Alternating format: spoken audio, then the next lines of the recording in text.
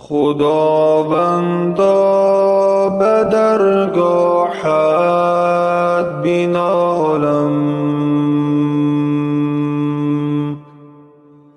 همیشه هستی تو آگاه ز حالم. خداوندا گناهانم ببخشا، که من یک بنده آشفته حالم. خداوندا دلم را شاد گردان، دین و دنیای من آباد گردان. اگرچه بنده پر از گناهم، ز نار دوزخت آزاد گردان. به وسواس لعین رفتار کردم،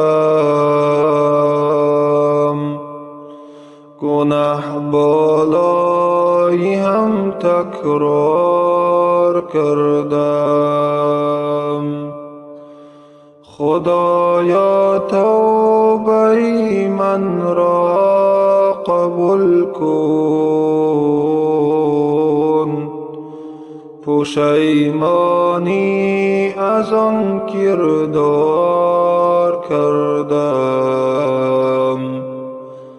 خدایا توبه من را قبول کن،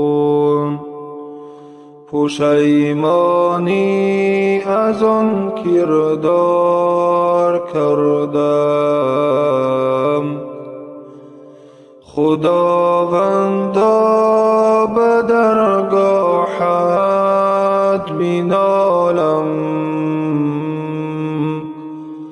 همیشه هستی تو آگاه ز حالم.